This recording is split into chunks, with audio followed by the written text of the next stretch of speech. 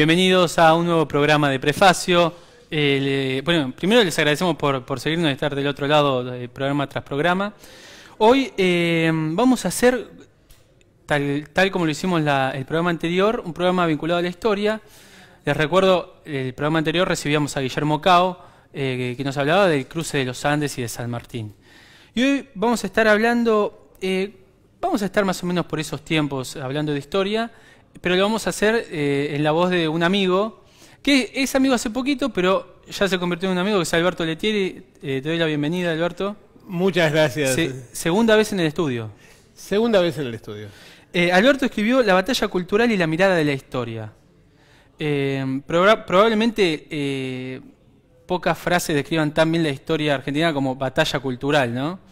Y yo creo que sí, yo creo que en realidad la historia argentina está atravesada por conflictos permanentes y que las interpretaciones históricas, mucho más que en otros países, tienen que ver con proyectos políticos contemporáneos, ¿no? Entonces, de alguna manera, si bien se llama La batalla cultural, el libro no se asocia o no defiende en todo caso el punto de vista sobre batalla cultural que sostuvo el gobierno anterior, sino que en realidad pone en duda que realmente se haya tratado de llevar adelante este proceso de batalla cultural. Ahí lo que comentábamos fuera del aire es que se hace un repaso interesante de varios actores de la historia argentina. Y por ahí a mí me gustaría empezar. Sobre todo porque hay actores a los que uno está acostumbrado a recurrir y les conoce alguna referencia puntual. Qué sé yo, si hablamos... por ejemplo, de Rivadavia, hablamos del empréstito famoso a la Barnum Brothers, ¿no? Así es. Pero bueno, obviamente actores de ese nivel tienen un recorrido histórico un poco más extenso y han hecho otras cosas también, buenas y malas en muchos casos, ¿no? Sí, en el caso de Rivadavia creo que, a ver, el desequilibrio es bastante evidente, ¿no? Pero, digamos, Rivadavia es un personaje que tiene una serie de características que son muy interesantes. A veces la historia se deshumaniza, se trata de presentar en el bronce o en el mármol a los personajes y queda de lado las vivencias, sus contradicciones, sus miserias y sus grandezas. Rivadavia, en primer lugar, era mulato, ¿no? Sin embargo, siempre se hizo representar en los cuadros y en las esculturas como blanco. Y esto tenía que ver con un condicionamiento de época, que era el hecho de que el padre del liberalismo argentino no podía ser negro, ¿no? Empecemos por ese tipo de cuestión. Era algo recurrente eso, ¿no? En la época, esto de por ahí incluso cambiarle hasta el tono de piel para darle otra impronta. Ese síndrome de Michael Jackson, digamos. Hoy sí, bueno, fíjate que, por ejemplo, el propio San Martín, nosotros tenemos una representación de San Martín en los textos escolares que no tiene nada que ver con la figura de San Martín. De hecho, vos, si las ves todas por separada, son personas distintas. Pero cuando vos tomás a San Martín en las representaciones que se le hacen en Perú, por ejemplo, o en Chile, uno ve un San Martín muy distinto. Es más delgado y además tiene una nariz aguileña. Es más sobre como lo retratan de viejo con bigote. Es esa imagen la de San Martín, ¿no? No. Yo creo que muchas... Esa es una representación que lo muestra siguiendo un paradigma occidental, digamos. Por ejemplo, Alberdi, cuando lo conoce ya de cierta edad, San Martín dice... no es tan indio como me habían dicho. Y esto tiene que ver con los orígenes de San Martín, con la disputa respecto de si San Martín fue hijo de quienes se le atribuye la paternidad o por el contrario, efectivamente su madre era india. Y esto explicaría, por ejemplo, su predisposición a solicitar permiso de los caciques por los cuales iba a atravesar el ejército de los Andes en su trayectoria hacia la liberación americana. Claro, contanos, porque la semana pasada hablamos mucho de San Martín, así que contanos un poco de Rivadavia, de la vida de Rivadavia. Bueno, Rivadavia es una persona que tiene una formación característica de la época, pero que está muy vinculado con los intereses españoles primero. Luego hay que tener en cuenta que a través del puerto de Cádiz, que particular también es de donde viene San Martín, es aquí donde se integra a la logia Lautaro, claro. En un primer momento tiene una posición antibritánica como defensor del orden. Pero luego, ¿en qué momento estamos hablando? Y estamos hablando de la etapa previa a la Revolución de Mayo. donde él está claramente asociado con los intereses españoles y tiene una posición contra la revolución para tratar de sostener el orden colonial. Luego hace un clic, hace un quiebre claramente, y lo vamos a ver como prácticamente el primer adelantado de la ofensiva británica, e incluso uno de los que sostienen el proyecto de Carlos María de Alvear de establecer un protectorado aquí en inglés en el Río de la Plata. Es decir, es básicamente una figura del orden muy asociado a los intereses económicos del comercio, y que alternativamente juega en beneficio de la vinculación colonial de los comerciantes del Río de la Plata con España o con Gran Bretaña. Y luego, bueno, sí, lo conocemos por el acuerdo de la Baring, que en realidad el empréstito de la Baring se lo ve muy mal, porque siempre hay una lectura equivocada de ese empréstito. Es decir, sabemos que se pide 1 millón de libras para generar un sistema de cloacas, para crear pueblos y para establecer infraestructura y demás. De ese millón, 500.000 quedaban en garantía de los otros 500.000, de que se iba a pagar en algún momento. 200.000 van a porcentaje de pago de intermediarios. Luego hay un montón que se va en gastos administrativos y finalmente no llega nada. La Argentina queda endeudada, el Río de la Plata, en 1 millón de libras, de las cuales no llegó nada porque lo poco que llegan son pagarés de casas británicas que ya estaban aquí en el Río de la Plata. Ahora, ¿fue un mal negocio? ¿Fue simplemente una estafa, un acto de corrupción? ¿O tiene que ver con otra cuestión? Y ahí es donde es lo importante del empréstito, porque 3 días después de la firma del empréstito en Gran Bretaña, viene aquí Lord Ponsonby, el emisario de Su Majestad Británica, a firmar en Buenos Aires, a principios del año siguiente, de 1825, un acuerdo en el cual se establece un tratado de libre navegación. ¿Y qué es lo que ocurre esto? Que hasta ese momento la revolución no estaba consolidada. Todavía había expectativas de recuperar el territorio del Río de la Plata. Lo que necesitaban los revolucionarios era que una potencia extranjera reconociera la soberanía política del Río de la Plata. Entonces, con el empréstito, lo que hace este grupo rivadaviano de unitarios es comprar el reconocimiento británico de la soberanía política. Entonces, la pérdida de la soberanía económica, porque el empréstito planteaba, por ejemplo, que una serie de concesiones, por ejemplo, la hipoteca de toda la tierra pública de la provincia de Buenos Aires. Esta es una cuestión muy interesante, que es un empréstito que se firma desde la provincia de Buenos Aires, que garantiza el reconocimiento de la soberanía política del Río de la Plata y que como pago o como condicionamiento implica la concesión de la soberanía económica. Hablábamos del título del libro de la batalla cultural y esto que decías vos de que algunos aspiraban a que sea la corona británica la que controlara estas tierras y había otros que en contraposición creían que lo mejor era que un cacique o alguien reconocido pero oriundo de esas tierras sea quien representara el gobierno por venir, digamos, ¿no? Ahí se da esta batalla, ¿no?, que vos mencionás. Se da a lo largo de toda la historia. En realidad sí, digamos... Esa disputa me refiero, mira, es un corolario. Esto tenemos que verlo porque, el problema era que después de la caída del Imperio Español y cuando se producen las guerras civiles, no aparece una legitimidad política capaz de garantizar el orden en toda América. Entonces, se hicieron distintos intentos, desde buscar un protectorado de alguna potencia extranjera.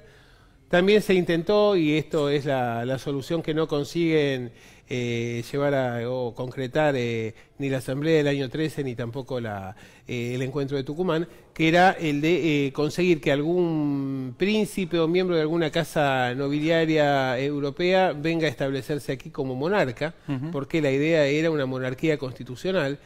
Y la otra alternativa era que, digamos, si había que buscar en la ausencia de la presencia de alguna casa noble europea que garantizara esa soberanía, tratar de reivindicar la legitimidad del único que tenía derecho a gobernar efectivamente el territorio, que eran los pueblos originarios. Por eso lo que se busca es, digamos, siempre una figura asociada con la aristocracia, ¿no? Esto es importante porque lo que hablábamos recién, es decir, el acuerdo que surge del empréstito Baring Brothers, lo que hace es reemplazar esa legitimidad a través del reconocimiento británico que no se había podido conseguir al instalar, entre el fracaso de la instalación de algún personaje nobiliario. Algunos de los sectores, a ver, de los referentes del federalismo incluso llegan a decir, bueno, nos quieren poner un cacique de patas sucias. ¿No? Y esto es un poco la visión. Es decir, fíjate que hablamos de la contradicción. Rivadavia, que se hace retratar como blanco porque no podía ser negro para quedar en la posteridad, y por el otro lado querer instalar a un cacique ante la desesperación por la falta de legitimidad política. ¿Quiénes estaban detrás de cada una de las posturas? ¿Quién se puede decir que estaba detrás de la idea del cacique? Por ejemplo, si no recuerdo mal, estaba Belgrano. Belgrano fundamentalmente estaba detrás de esa idea. Mira, cuando llega San Martín en 1812 con Alvear y otros reinsertos en la sociedad argentina, poco tiempo después de la revolución que desplaza el primer triunvirato, que era un triunvirato que tenía una posición claramente reaccionaria frente al proceso revolucionario, y esa revolución instala un nuevo triunvirato, desplaza a Rivadavia y convoca a la Asamblea del año 13, con la finalidad de establecer que fue una Asamblea Constituyente y de declarar la independencia.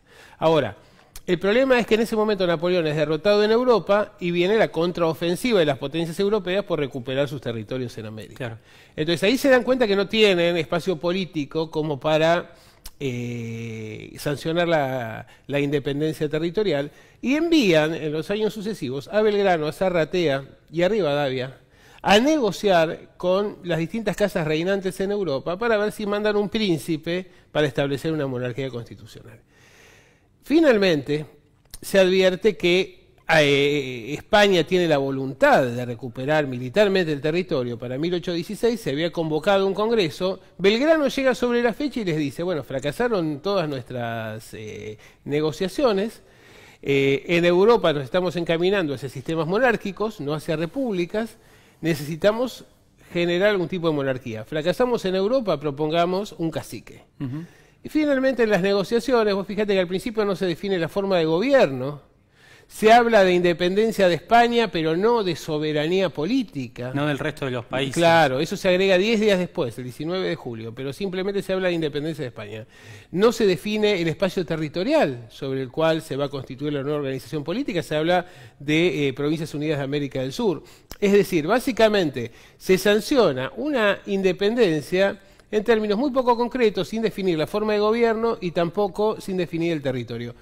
Había un antecedente de independencia que es ocultado por la historia oficial, que es la proclamación que hace Artigas un año antes en el Congreso de Oriente, donde las provincias del litoral argentino, sumados a este protectorado de los pueblos libres, del cual lideraba Artigas, habían reconocido, habían sancionado la independencia. Por eso San Martín le dice de acuerdo con Belgrano y los demás, dice, bueno, nosotros necesitamos sancionar la independencia y luego entendernos con Artigas para sumar a las provincias que ya la han proclamado. Porque él dice lo siguiente, y esto es muy importante San Martín, dice, nosotros no podemos llevar la libertad y la independencia a una nación hermana cuando no fuimos capaces de sancionar la independencia propia. Vamos a quedar como una banda de forajidos que no se anima a tomar decisiones y quiere compulsivamente impulsar a otros a hacerlas.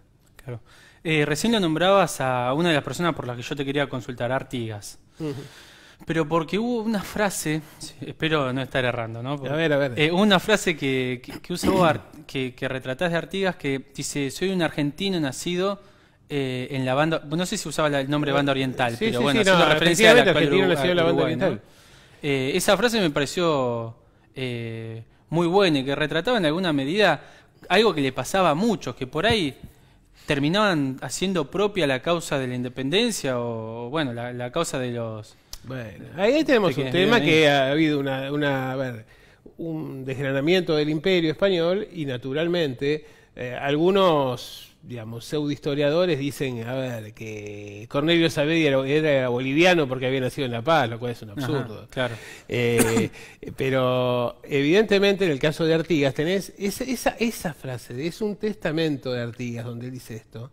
Y es un testamento que los historiadores uruguayos plantean que es falso y los historiadores argentinos sostienen que es verdadero. ¿Por qué? Porque Artigas en realidad siempre se opuso al desmembramiento territorial, La construcción de la banda oriental es parte del proyecto británico de dominación sobre América. Entonces necesitaban tener lo que ellos llamaban un estado tapón, que era un estado que no querían dejar todo el margen atlántico en manos de dos estados solamente, que hubieran sido el Río de la Plata y Brasil, porque decían, esos dos estados se ponen de acuerdo y nuestros intereses no van a poder avanzar sobre América. Precisamos un estado tapón que sea inviable económicamente y que dependa, una especie de Suiza americana, que dependa de los intereses financieros que estén radicados ahí. Y que alternativamente haga alianzas con Brasil o con el Río de la Plata para generar inestabilidad en la región y permitir que ingresen los capitales británicos. ¿Quién le dice a Artigas, arme su estado y no nos moleste? Bueno, por ejemplo, Carlos María de Alvear, que tenía el proyecto del protectorado inglés, porque estaba sosteniendo ese proyecto. Artigas se niega sistemáticamente. Él quiere que la banda oriental forme parte del Río de la Plata, porque es un defensor innato de la soberanía y de los intereses americanos. Y por eso vamos a ver que compulsivamente, tanto los unitarios, como ya decíamos que el caso de Alvear, le llevan la guerra, como finalmente los federales, con el caso de Pancho Ramírez y López, pero sobre todo Ramírez, van a, digamos, combatirlo, finalmente derrotarlo y obligarlo a un largo exilio. Artigas era o se convirtió en el principal obstáculo para el proyecto británico en América Latina, y bueno, efectivamente, digamos, eran más los que estaban a favor de continuar una relación pseudocolonial que de avanzar en sentido de la independencia. Todo lo que fue el futuro desmembramiento que se da de lo que es Sudamérica, algunos tenían la idea de armar los Estados Unidos del Sur. Sí. Esa intervención británica en la banda oriental es la misma que se da en el resto del continente, en este desmembramiento que se da posteriormente. No, en el caso de Uruguay, o de lo que luego fue la República Oriental de Uruguay, es absolutamente desembosada. Vos fijate que hay una guerra entre Buenos Aires y Brasil en la década del 20, donde Buenos Aires llevaba las de ganar realmente. Y en ese momento, en el marco de la guerra, se plantea la reunificación territorial. Y consigue llegar a la presidencia de Rivadavia. Rivadavia utiliza los fondos de la aduana, pero en lugar de para derivarlos a la guerra, para tratar de eliminar a los caudillos federales de las provincias. Y entonces llega a una situación en la cual, era una guerra en la cual se estaba ganando militarmente, pero se estaba quedando sin fondos para continuarla. Entonces Rivadavia solicita que su ministro García, que era otro agente británico, establezca pautas de negociación y se acuerda que se le va a entregar la banda oriental a Brasil a cambio de la paz. Una guerra que se ganaba en el territorio, pero que se perdía en el territorio. ¿Eso fue voluntad de García o de Rivadavia? Ese fue el proyecto. Rivadavia lo envía a García para que negocie la paz, y las condiciones que impone el Imperio de Brasil son esas. Rivadavia termina aceptando esto. No, pues yo siempre pensé que era una especie de traición de García. ¿A Rivadavia? No, no sé a quién. De ninguna manera. No, Rivadavia y García actuaban de la mano. Entonces, es en ese contexto donde, ante el conocimiento que se va a entregar al territorio, se produce la rebelión que termina por desplazar a Rivadavia de la presidencia. Las provincias recuperan la soberanía y llega Dorrego a la gobernación. Y Dorrego se encuentra en una situación en la cual tiene que hacer frente a una negociación de paz sin recursos por una guerra que no ha provocado. Claro. Ahí es donde no queda más remedio que firmar ese acuerdo. ¿Y qué ocurre? Cuando se firma ese acuerdo, Gran Bretaña, cuando está por firmar ese acuerdo, Gran Bretaña interviene y dice: de ninguna manera, yo voy a actuar como mediadora entre dos naciones amigas, como eran el Brasil y el Río de la Plata. ¿Y qué establece Gran Bretaña? Es decir, le impide a Brasil apoderarse de la banda oriental y dice: acá hay que generar un tercer Estado. Y ahí concreta el sueño del Estado tapón. Entonces Dorrego se va a ver debilitado porque no puede recuperar la banda oriental. Y es ahí donde el grupo rivadaviano convence a Lavalle de que lo deponga y lo ejecute. Bien. Tenemos muy poquito tiempo antes de terminar el programa. Me gustaría hablar, lo que nos quede de tiempo obviamente, de Rosas, un personaje por algunos bastardeado, creo que fue un personaje sobre el cual se empezó a revertir un poco la imagen que tenía, ¿no?, el último tiempo. Bueno, Rosas ha tenido miradas a favor y en contra, claramente. Rosas ha sido, y reconocido por San Martín, el principal defensor de la soberanía del Río de la Plata. Ha sido quien implementó, según el propio San Martín, su modo de entender, de comprender la integración de los territorios a nivel nacional.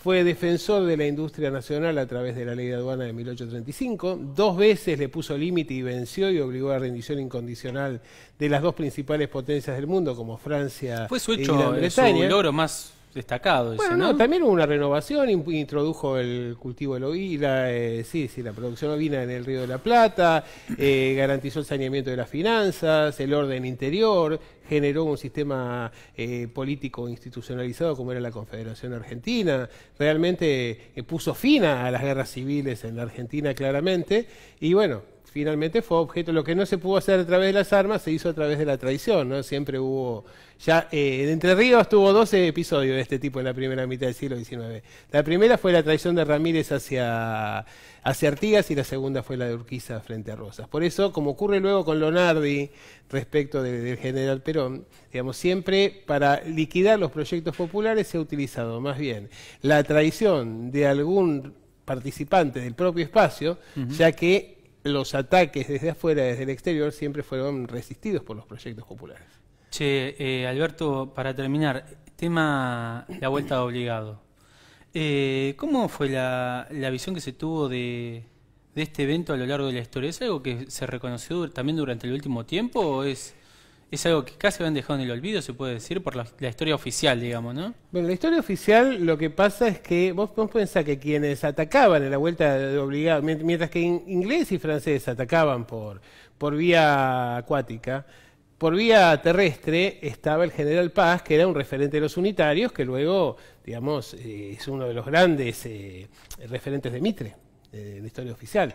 Entonces lo que había que hacer era quitarle entidad a la vuelta de obligado. Y se presenta la vuelta de obligado como una derrota militar en esa historia oficial, despojada de otros significados políticos. Y de alguna manera como, digamos, un intento de liquidar la tiranía de Rosas. En la práctica lo que se ve es que la batalla de la vuelta de obligado es el primer combate de una guerra mucho más amplia que es la Guerra del Paraná. Fue el único episodio que terminó en derrota, pero que ante la disparidad de fuerzas fue prácticamente una victoria. Y luego que toda esa Guerra del Paraná termina en una victoria maravillosa de parte de las tropas nacionales, a punto tal que Gran Bretaña y Francia, que venían de conquistar la China y la India, tienen que pedir rendición incondicional, negociación, y luego se despiden con una salva de 21 cañonazos a la bandera nacional. Entonces, es un episodio maravilloso. San Martín lo presenta como la segunda independencia argentina, por ejemplo, ¿no? Y es un punto clave, que efectivamente es el que pone fin a esa dependencia económica, provisoriamente, que se había establecido con el empréstito Baring Brothers. Mirá vos. Bueno, Alberto, millón de gracias por venir. No, por favor, Como muchísimas siempre, gracias a vos. Bueno, lo muestro una vez más, el libro. A ver, el libro de Alberto. Vos tenés varios libros. Sí, por lo que me tengo más de dijiste, 20. ¿no? Pero bueno, recomendado. Alberto sabe muchísimo de historia, así que bueno, millón de gracias de nuevo. Nos estaremos viendo, si Dios quiere, el jueves de la semana que viene, como siempre, por Canal 22 a las 22. Chao.